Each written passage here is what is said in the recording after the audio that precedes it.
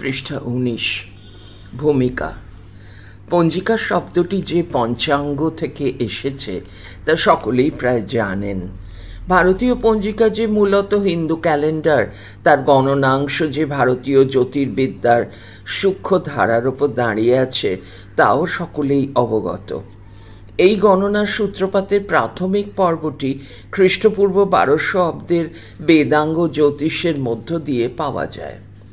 আজকের বিশ্বাসী ভারতীয় হিন্দুর গৃহে পঞ্জিকা যে কোনো দৈব কার্যে ব্যবহৃত হয়।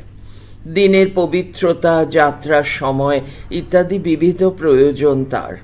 ভারতের সর্বত্রই বিভিন্ন পঞ্জিকা মুদ্রিত হয় এবং অঞ্চলভেদে তার সাংস্কৃতিক তারতম্য ঘটে। মূলত দুটি বৃহৎ বর্গে ভারতীয় পঞ্জিকাগুলিকে ভাগ করা যায়, যথা ১ চান্দ্র-সৌর ও ২ সৌর। চান্দ্র সৌর পঞ্জিকায় শুক্লা প্রতিপদ থেকে মাস গণনা শুরু হয় এবং অমাবস্যায় শেষ হয়। একে বলে অমান্ত পদ্ধতি। কর্ণাটক, অন্ধ্রপ্রদেশ, মহারাষ্ট্র এবং গুজরাটে অমান্ত পঞ্জিকা ব্যবহৃত হয়। আরেকটি চান্দ্র সৌর পদ্ধতি, যা হল পূর্ণিমান্ত পদ্ধতি। এই পদ্ধতিতে এক পূর্ণিমা থেকে অপর পূর্ণিমা পর্যন্ত মাস গণনা করা হয়। উত্তর ভারতে পূর্ণিমান্ত পদ্ধতি প্রচলিত। অমান্ত পঞ্জিকায় চান্দ্র বৎসর চৈত্র মাসের প্রথম দিক থেকে শুরু হয়ে ফাল্গুন অমাবস্যায় শেষ হয়। অন্যদিকে পূর্ণিমান্ত পদ্ধতিতে বছরের প্রথম মাস চৈত্র ১৫ দিন আগে, অর্থাৎ অমান্ত পদ্ধতির ১৫ দিন আগে থেকে শুরু হয়। মাসের নামগুলি ১২টি নক্ষত্র থেকে এসেছে। যে ১২টি নক্ষত্রে বা তার কাছে পূর্ণিমার সময় চাঁদ অবস্থান করে। পৃষ্ঠা ২০। বিশুদ্ধ সৌরপঞ্জিকায় প্রথম রাশি মেষের প্রবেশের সময় থেকে বা মেষ সংক্রমণের সময় থেকে মাস গণনা শুরু হয়। এক একটি রাশিতে সূর্যের অবস্থান এক একটি মাস।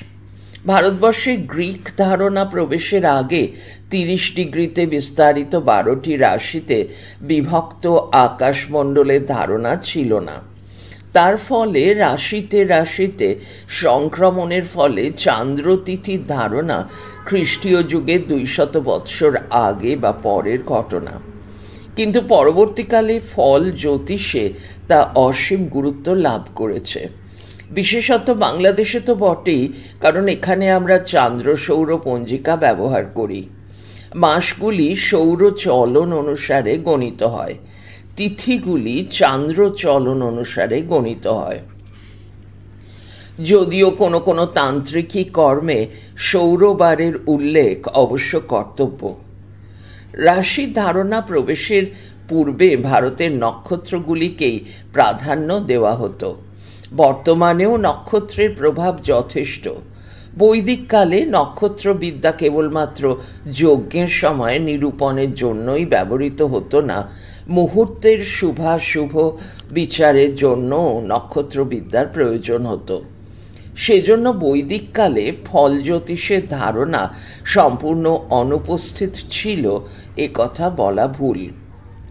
একটি পঞ্জিকায় বা তার বিবর্তনের ইতিহাসের মধ্যে হিন্দু সংস্কৃতির প্রায় সমস্ত দিক রক্ষিত হয়েছে। শুধুমাত্র ফল জ্যোতিষের জন্য নয়, নিত্য নৈমিত্তিক ও কাম্য যে কোনো ক্ষেত্রেই পঞ্চাঙ্গের ৫টি অঙ্গ, অর্থাৎ তিথি, নক্ষত্র, বার, করণ এবং যোগ দেখতে হয়।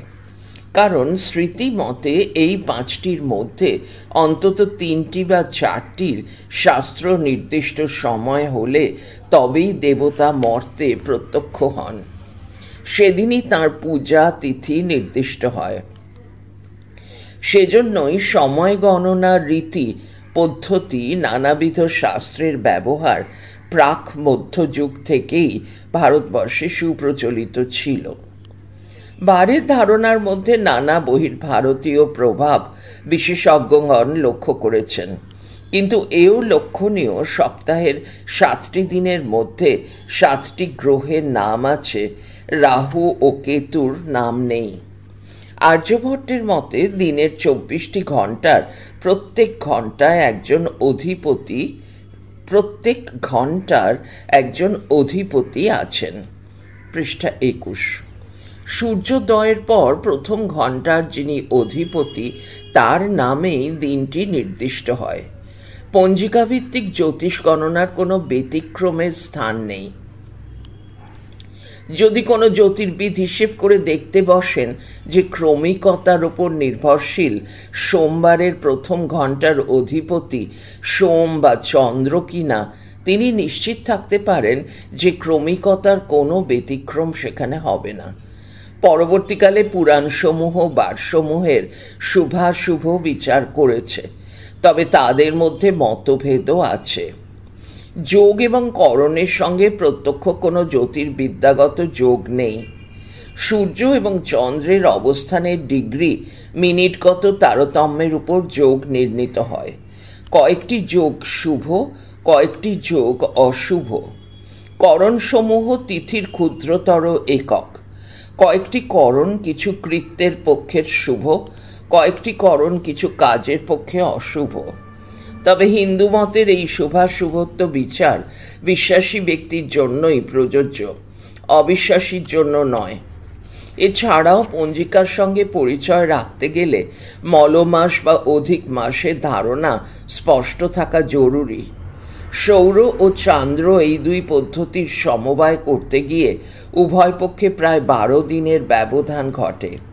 তার ফলে 3 বছরে ওই 12 দিনের হিসাবকে মেলাতে গিয়ে একটি অধিক মাসের কল্পনা করতে হয়, যাকে বলা হয় মলমাস। এই ত্রয়োদশ মাসের অধিপতি আদিত্যর নাম মার্তণ্ড, অবস্থান কাশ্মীরে। প্রত্যেকটি চান্দ্র বৎসর সংবৎসর। একটি সংবৎসর একটি বার্হস্পত্য বৎসরের কাছাকাছি সময়কাল। যে কোনো মান্য পঞ্জিকা 7টি সংবৎসর বা 7টি বার্হস্পত্য বৎসরের হিসেব রাখে এবং এই হিসেব থেকেই সংস্কৃতিবিদ্যার অজস্র দিক ফুটে বেরোতে পারে।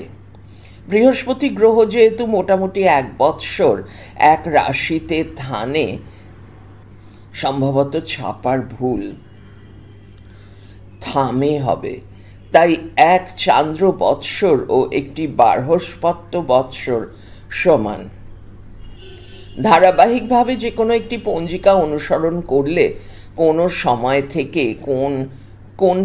থেকে কোন উৎসব চালু হচ্ছে, তার উপক্রম কি, তার পঞ্চাঙ্গ সংস্থান কিভাবে নিরূপিত হচ্ছে, তা যথার্থ কি না, তা বিচার করে হিন্দু উৎসবটি ও তার সংলগ্ন পৌরাণিক গল্পটির মধ্যে কোনো সত্য সংযোগ আছে কি না তা বিচার করা যেতে পারে। পৃষ্ঠা 22। কোনো এক পণ্ডিত তার অত্যন্ত বিখ্যাত গ্রন্থে জ্যোতিষের বিচার করেই কুম্ভমেলার অসারত্ব প্রমাণ করেছেন। কুম্ভমেলার পরে অন্য পরে কথা, কোন সময় থেকে পঞ্জিকায় কি কি কৃত্য প্রবেশ করছে তাও উল্লেখনীয় গবেষণার বিষয়বস্তু হতে পারে। 19 শতকের পূর্বে কোনো প্রাচীন পঞ্জিকা আমরা পাইনি। তখন তিথি তত্ত্বগুলিই ছিল ভরসা এবং স্থানীয় দৈবজ্ঞদের তিথি ও সময় নিরূপণের দ্বারাই আঞ্চলিক ধর্মকৃত্যগুলি পালিত হতো। পঞ্জিকা চর্চা করে প্রাথমিকভাবে হিন্দু দেব সংস্কৃতির অজস্র বৈশিষ্ট্য আবিষ্কার করা যেতে পারে। কোনো কৌতূহলী গবেষক লক্ষ্য করে দেখতে পারেন কোন সময় থেকে বর্ষক্রিয়া জাতীয় নিবন্ধ গ্রন্থগুলির মধ্যে রাধা কেন্দ্রিক কৃত্যগুলি প্রবেশ করছে। যেমন রঘুনন্দনের তিথি তত্ত্বম অবধি বঙ্গদেশে শ্রীরাধার কোনো উল্লেখ পঞ্জিকায় পাবেন না। রাধাষ্টমী নামে কোনো তিথিকৃত্য গৌড়ীয় বৈষ্ণব পঞ্জিকার আবির্ভাবের আগে নেই। দেবতা কেন্দ্রিক সংস্কৃতিগুলির প্রাচীনত্ব নির্ণয়ের এটিও একটি পথ হতে পারে। অথবা লক্ষ্য করা যেতে পারে এখন আমরা কি কি ধর্মীয় উৎসব পালন করি, কিন্তু রঘুনন্দনে তা উপস্থিত কি না। সংস্কৃতি বিবর্তনের ইতিহাস লিখতে গেলে পঞ্জিকার অভ্যন্তরে আরও গভীর দৃষ্টিপাত করা যায়। তা অবশ্য অনেকটাই গাণিতিকের কাজ। মূল কৃত্যটি কোন পঞ্চাঙ্গের এবং নক্ষত্রের সমবায়ে হতো এবং সেই সমবায় এখন আদৌ ঘটে কি না তার তুলনা করে সেই কৃত্যটির বিবর্তনের ইতিহাস লেখা যেতে পারে। পঞ্জিকা বিষয়ে অজস্র দিক থেকে আলোচনা চলতে পারে। সব কিছুর মতোই জ্যোতিষ সমেত পঞ্জিকা একটি কনস্ট্রাকশন বা স্ট্রাকচার, তা মানা বা না মানা ব্যক্তির ইচ্ছাধীন, যৌথ ক্ষেত্রে আবশ্যক। তবে পঞ্জিকা আলোচনা করতে গিয়ে ইতিহাসবিদ্যারও কিছু ভূমিকা আছে। সাধারণত পঞ্জিকার ক্যালেন্ডারগুলি কোনো না কোনো রাজার নামের সঙ্গে জড়িত এবং বহু সময়ই সেগুলি শিলালিপি পাওয়া গিয়েছে।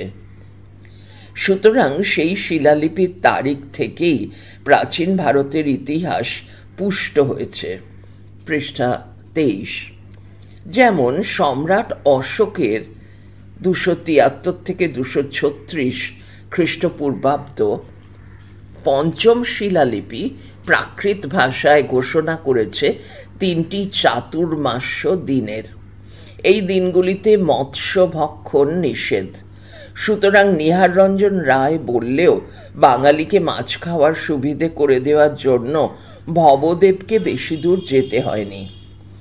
অশোক কিছু পরিমাণে তার সমকালে প্রচলিত চান্দ্রসৌর বৎসর স্বীকার করতে দ্বিধা করেছেন।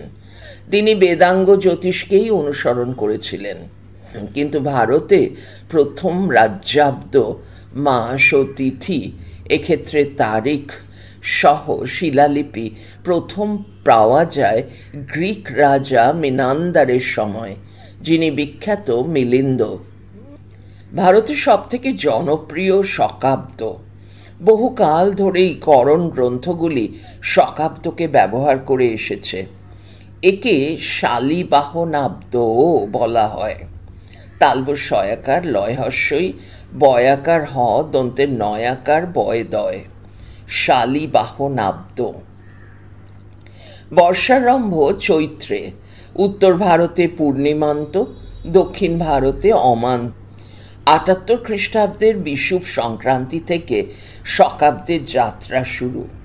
গাণিতিক হিসেব করে মনে হয় কুষাণ সম্রাট কনিষ্কের পূর্বে 123 খ্রিস্টপূর্বাব্দে শব্দের ব্যাকট্রিয়া জয়ের সঙ্গে সঙ্গেই শকাব্দের প্রচলন শুরু হয়। তাতে হিসেবের কোনো গরমিল হয় না, কারণ বৎসরের হিসাবটি কনিষ্ক পর্যন্ত সুরক্ষিত হয়েছে। আঞ্চলিক হিসেবগুলির মধ্যে সারা ভারতের ক্ষেত্রে বুদ্ধ নির্বাণাব্দ যেমন আছে, গুপ্তাব্দ যেমন আছে, তেমনি কিছু শঙ্কর দন্তেশ অনুসার ক বয়শূন্য র শঙ্কর হিসেবও আছে। বঙ্গাব্দ বা বাংলা সন তেমনি একটি শঙ্কর অব্দ। বিশুদ্ধ সিদ্ধান্ত পঞ্জিকার পূর্বতন ব্যবস্থাপক বঙ্গাব্দের আদি বিন্দু সম্পর্কে নিজে কোনো স্থির সিদ্ধান্তে আসতে পারেনি। তবে মোটামুটিভাবে বীজ সংস্কার করে 594 খ্রিস্টাব্দের 12 এপ্রিল সোমবার সূর্যোদয়ের কালকে তিনি বঙ্গাব্দের আদি বিন্দু বলে মেনে নিয়েছেন। সন শব্দটিও কোথায় থেকে এসেছে? দন্তেশ্ব দন্তের ন। সন শব্দটিও কোথা থেকে এসেছে এ নিয়ে বহু আলোচনা হয়েছে। নানা দিক বিবেচনা করে চিঠিপত্রের সমাজচিত্র গ্রন্থে পঞ্চানন মণ্ডলের মতটি আমাদের কাছে যুক্তিগ্রাহ্য বলে মনে হয়। তিব্বতরাজ সন দন্তেশ্ব দন্তের ন হাইফেন গামপোর গয়াকার ময়পয় ওকার বয়শূন্য র সন গামপোর বঙ্গবিজয় থেকে বাংলা সন শব্দটি এবং হিসাবটিরও উদ্ভব বলে তিনি মনে করেন। এছাড়াও ভারতবর্ষে অন্তত 60 রকমের অব্দের হিসেব পাওয়া যায়। গবেষকগণ সেগুলির দিকে মনোনিবেশ করতে পারেন। পৃষ্ঠা 24। কারোর মতে ক্যালেন্ডার এবং যুগ এই দুয়েরই ধারণা সম্ভবত ব্যাবিলন হয়ে এসেছে। এ বিষয়ে আমাদের জ্ঞান প্রত্যক্ষ নয়, পরোক্ষ। অনেকেই তাই মনে করেন সত্য, ত্রেতা, দাপর ও কলি এই চতুর্যুগের ধারণা অধিকাংশই আধুনিক।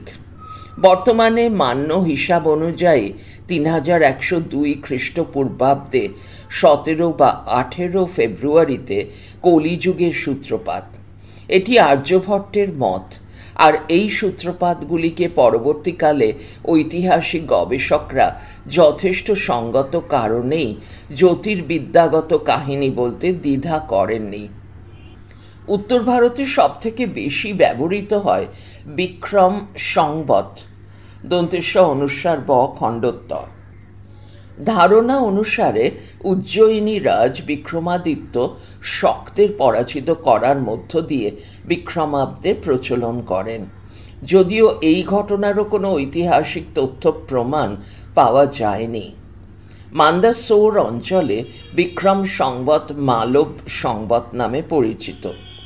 স্বাভাবিকভাবেই মালব ও উজ্জয়িনীর ভৌগোলিক ও রাজনৈতিক সম্পর্কটি আমাদের স্মরণে আসবে।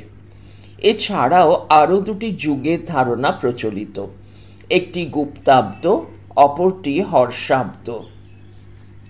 তবে রাজস্থানের গুর্জর প্রতিহারগণ হর্ষের রাজধানী কান্যকুব্জ অধিকার করার সঙ্গে সঙ্গে বিক্রম সংবৎ চালু করেন, এই মত প্রচলিত। এই সংবৎ চান্দ্র মাসের হিসাব অনুসরণ করে, অর্থাৎ নববর্ষ শুরু হয় চৈত্রে। উত্তর ভারতে পূর্ণিমান্ত, গুজরাটে অমান্ত।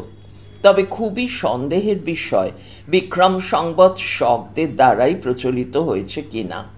অথচ যে গুপ্ত রাজারা প্রত্যেকেই আদিত্য উপাধি গ্রহণ করেছিলেন, যাঁদের মধ্যে সৌর সংস্কৃতি ছিল, এমনকি যাঁদের একজন রাজার নাম বিক্রমাদিত্যও বটে, তাঁরা কিন্তু বিক্রম সংবৎ প্রচলন করেননি। মানুষের ইতিহাস যত এগোচ্ছে ততই দেখা যাচ্ছে হরপ্পা সভ্যতা ও তার মানুষ এবং আর্য সভ্যতা ও তার মানুষের মধ্যে কোনো জলচল বিভাগ অনৈতিহাসিক বলে পরিগণিত হচ্ছে। বৈদিক মিথগুলি খ্রিস্টপূর্ব 4th সহস্রাব্দ থেকে পূর্ব পারস্য থেকে সিন্ধু অববাহিকার দিকে যাত্রা করেছে। পরবর্তীকালে বেশ কিছু বৈদিক কথা মেসোপটেমিয়া সভ্যতাকেও প্রভাবিত করেছে বলে অনুমান করা যায়। কিন্তু অনেকে মনে করেন তিথির ধারণা ব্যাবিলন থেকে ভারতে প্রবেশ করেছে, পৃষ্ঠা 25। কিন্তু চাঁদ এবং সূর্যের নাক্ষত্রিক অবস্থানের উপর নির্ভরশীল শ্রৌত কর্মগুলি এতই প্রাচীন যে কোনো কোনো ঐতিহাসিক মনে করেন 360 দিনে বছর এবং তিথির হিসেব হয় দুটি সভ্যতায় একই রকম করে পৃথক পৃথকভাবে গড়ে উঠেছিল, অথবা উভয় সভ্যতাই প্রোটো-এলামাইটদের থেকে এই তিথি ও বৎসর গণনার হিসাব লাভ করেছিল। সিন্ধু সভ্যতার আদি অধিবাসীরা এই প্রোটো-এলামাইটদের প্রতিবেশী জন ছিলেন।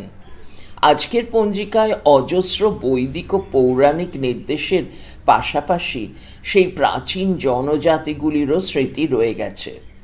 সাধারণভাবে শুকর হিন্দুর অভক্ষ, অভ কয় মধ্যেন্নস্বয় জফলা, অভক্ষ। কিন্তু কোনো একটি বিশেষ সদাচারী জাতির বন্ধনীর মধ্যে সদ্গোপ একটি নির্দিষ্ট পর্বদিনে শুকর হত্যা ও আহারের বিধান আছে। নৃতত্ত্ববিদগণ জানিয়েছেন এটি একটি প্রাচীন মধ্য এশীয় প্রথার অনুবৃত্তি। বর্তমান বঙ্গীয় পঞ্জিকাগুলি আদি থেকে অন্ত পর্যন্ত, অর্থাৎ ভূমিকা থেকে বর্ষ শেষ পর্যন্ত প্রায় পুরোটাই রঘুনন্দনের অষ্টবিংশতি তত্ত্বকে নির্ভর করে তৈরি হয়েছে। দৃক্সিদ্ধ পঞ্জিকার ক্ষেত্রে শুধু বীজ সংস্কার করে তিথি নির্ণয়ের গতানুগতিক পদ্ধতি পরিহার করা হয়েছে। পঞ্জিকা ঠিক না অশুদ্ধ তা সূর্যগ্রহণ ও চন্দ্রগ্রহণের সময়ের সঙ্গে মিলিয়ে দেখলেই বোঝা যাবে। সেজন্যই বলা হয় পঞ্জিকার সাক্ষ্যদান করবেন, প্রয়োজনে লোকচক্ষে ধূলি দেওয়া হয় বলেই চন্দ্রার্ক। কিন্তু আমরা শুনেছি অদৃক্সিদ্ধ পঞ্জিকাগুলি সায়ন গণনা পদ্ধতি মেনে তিথি সংস্কার করে না, অথচ সূর্যগ্রহণ চন্দ্রগ্রহণের সময় দৃক্সিদ্ধ সময়টিকে তুলে দেন। এটি গুরুতর অসততা, এ বিষয়ে সন্দেহ নেই। সব দৈবজ্ঞই তো আর ত্রিকালজ্ঞ নন, মনুনিন্দিত গণক ব্রাহ্মণরাও আছে। প্রবাদ বাক্য তৈরি হয়েছে গণক গণিকা প্রায়। সারা ভারতবর্ষেই পঞ্জিকা নির্ভর ফল জ্যোতিষ চর্চা অত্যন্ত প্রবল।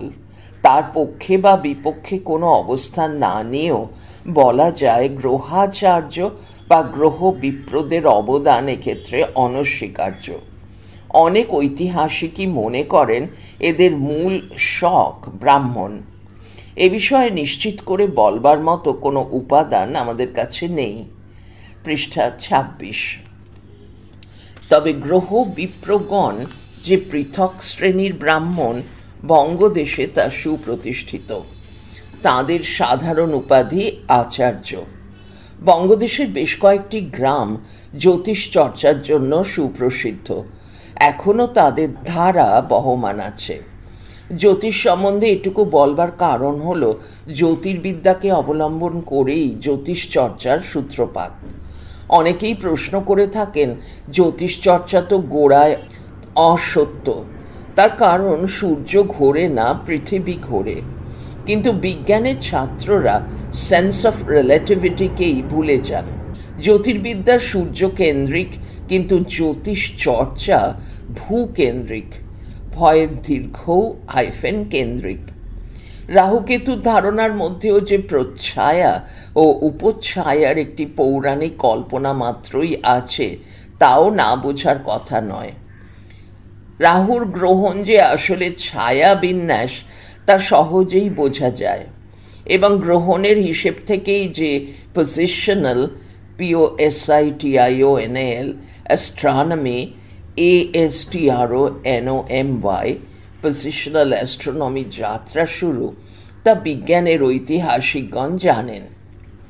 এইবার বর্তমান সংকলনটি সম্পর্কে কয়েকটি প্রাসঙ্গিক কথা বলা জরুরি। বহু বিখ্যাত জনের কাছেই লেখা চেয়ে আমরা হতাশ হয়েছি। বহু গুণী মানুষ প্রতিশ্রুতি ভঙ্গ করেছেন। আমাদের তার জন্য বেদনা রইল। তার ফলে বেশ কিছু বিষয় সংকলনটি থেকে বাদ দিতে হয়েছে। বলা বাহুল্য, কোনো একটি সংকলনই পঞ্জিকা বিষয়ে শেষ কথা বলতে পারে না। পঞ্জিকার সঙ্গে অঙ্গাঙ্গিভাবে যুক্ত পজিশনাল অ্যাস্ট্রোনমির আলোচনা। অনধিকার বশত আমরা সেই দিকে হস্তক্ষেপ করিনি। ভারতের পঞ্জিকা আন্দোলনের যিনি প্রাণপুরুষ, সেই সোয়াজি জয় সিং, তাঁর সম্বন্ধে উৎকৃষ্ট গবেষণা গ্রন্থ থাকায় আমরা তাঁর বিষয়ে কোনো প্রবন্ধ সন্নিপাত করিনি। প্রাচীন ভারতীয় উপমহাদেশে জ্যোতির্বিজ্ঞান চর্চা এবং পরবর্তীকালে ধর্মকৃত্য ও জ্যোতিষ চর্চার অঙ্গ হিসেবে উৎকর্ষের তুঙ্গ স্পর্শ করেছিল।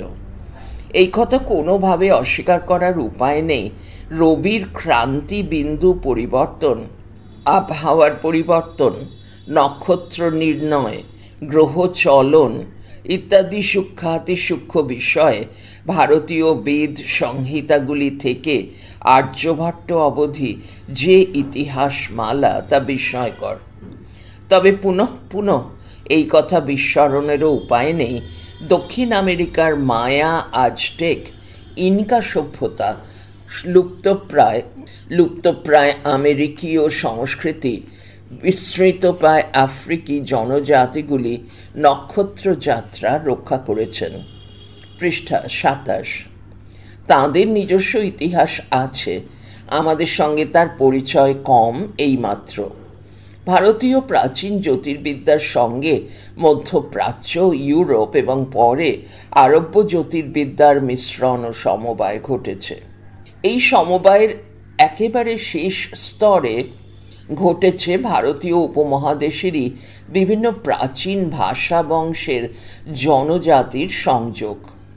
পঞ্জিকার বিবর্তন লক্ষ্য করলে কোন কোন উৎসব কোন সময় থেকে অন্তর্ভুক্ত হচ্ছে তার উপর নির্ভর করে কেন্দ্রীয় সংস্কৃতির প্রান্তকে বিস্তৃত করার সময়, কাল ও প্রয়োজন পরিসরের ইতিবৃত্ত বোঝা যাবে। হিন্দু পঞ্জিকায় খ্রিস্টান মুসলিম পর্বেরও প্রবেশ ঘটেছে মণিপুরী উৎসবের অন্তর্ভুক্তি, সাঁওতাল অনুষ্ঠানের তারিখ নির্দেশ, গারো জনজাতির পূজা পার্বণের তথ্য নির্দেশ। ভারতের পশ্চিমা পঞ্জিকাগুলিতেও তার ছাপ দেখি।